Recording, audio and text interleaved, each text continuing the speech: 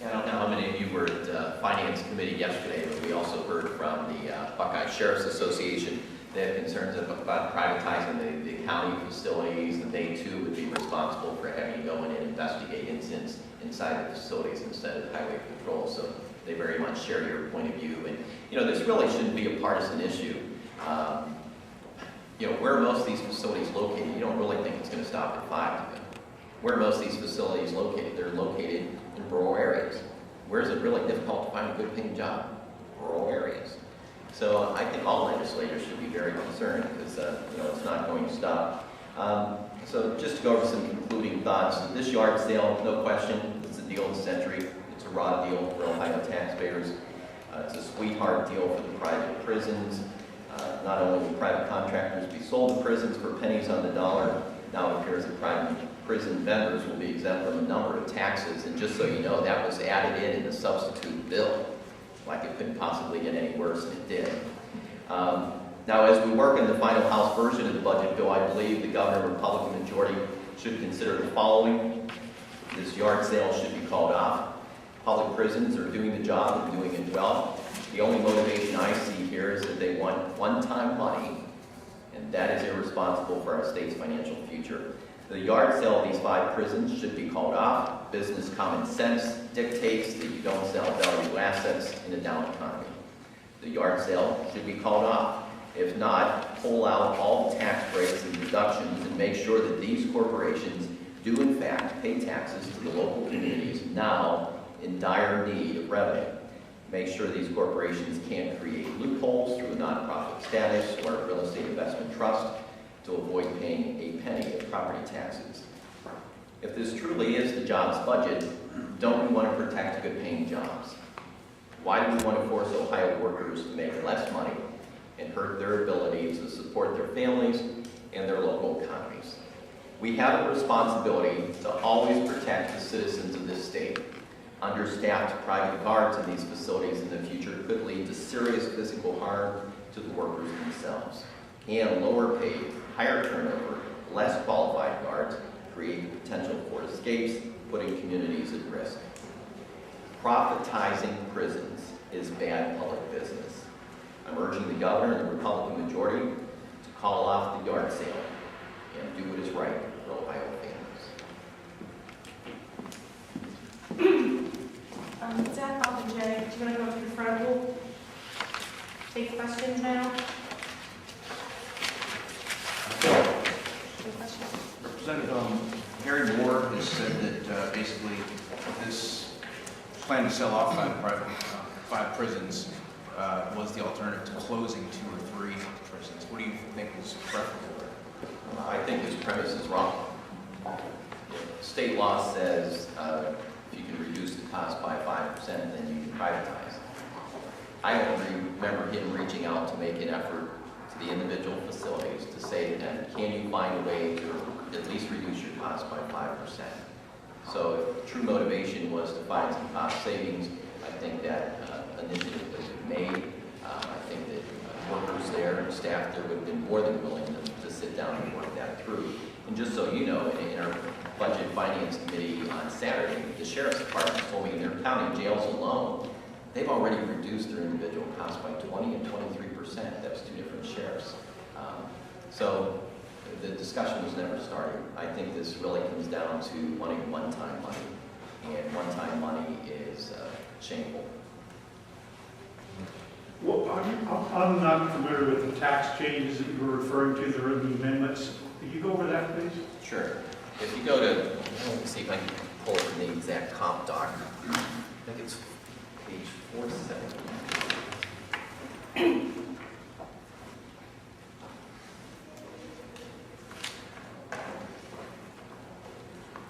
Yeah, and this is the part that, as journalists, you'll probably want to look at. I mean, I know trying to get your arms around a budget is difficult to deal with, and certainly somebody who does investigative reporting knows that you don't always find the parts that you need where you think you're going to find them.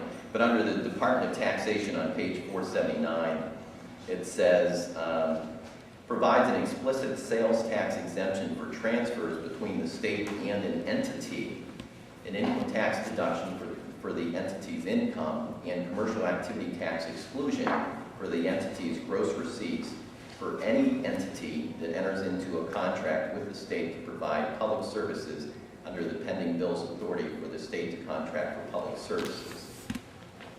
So, it's quite wordy, but if you look on the comp doc, page 479, it's under the Department of Taxation, and the category is tax exemption for privatization. I'll call it privatization of state services.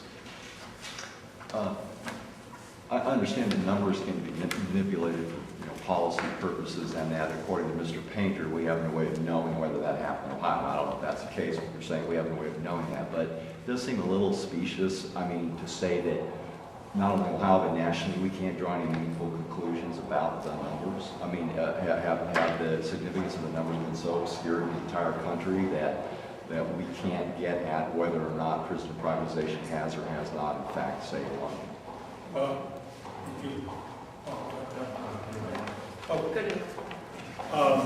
Well, the state of the research is in fact just that, that there is a wide difference among the experts, and largely, as is the case in the state of Ohio, the problem is that you're not really comparing two facilities. You're comparing a private facility with a hypothetical, and it's a hypothetical that's supposed to be identical to the actual private facility, except that it's run by the state.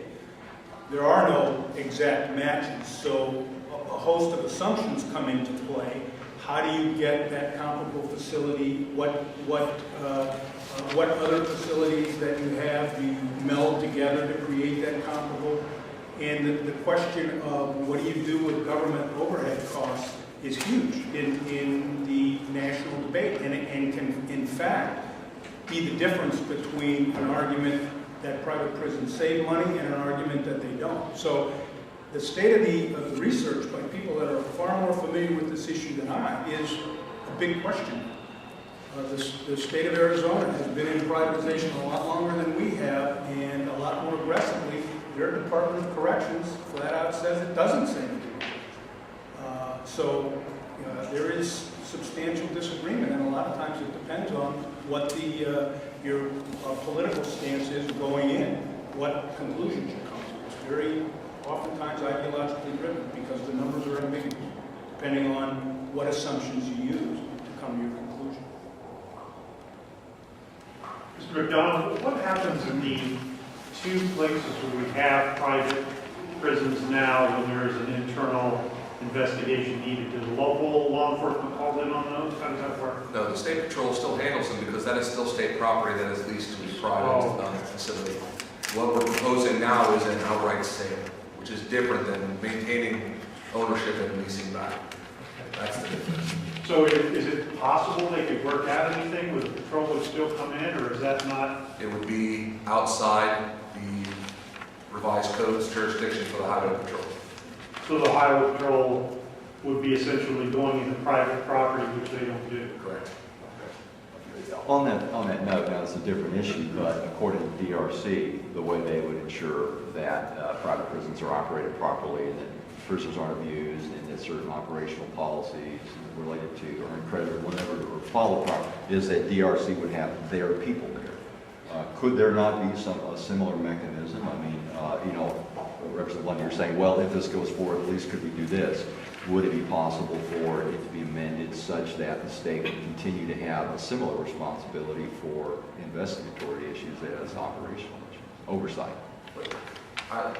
Yes, I would think that some amendment could be made that would require private prisons to pay the costs of a local to investigate.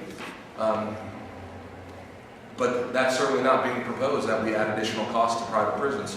What we're saying is we're going to lower their costs and lower their obligations through taxes.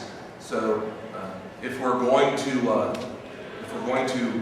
change the rules, this would be an increase in the burden on the operators of private prisons, and that's not been something that's been proposed. What do you think of the new plan in the budget to authorize privatization of county jails? I think that follows along the line of this, that it is a swindle of the taxpayer. Quite frankly, the government ought to hold a monopoly on the use of force, whether it be the police and fire, whether it be the military, whether it be the holders of inmates. When we allow those who are not sworn to protect the public the ability to effect use of force with no government oversight, without the proper ability to document and put forth in the court system that kind of use of force, I believe it is you're asking for trouble. We don't want private police officers, just like we do not want a private military, and for the same reasons, that's why the Fraternal Order of Police has been against private prisons. Even though we're not in the prison business, we've been against private prisons from the beginning. Private county jails, we are in the private county, or we are in the county jail business with lots of deputy sheriffs represented by the Fraternal Order of Police. And it is an extension of the same argument. It can't be done cheaper, but what it can do is we can, auction off taxpayer-owned assets. We can auction off our responsibilities. And there is a cost to providing public service. And what you must ask and what we all must ask as taxpayers, is the dollar saved worth the price paid?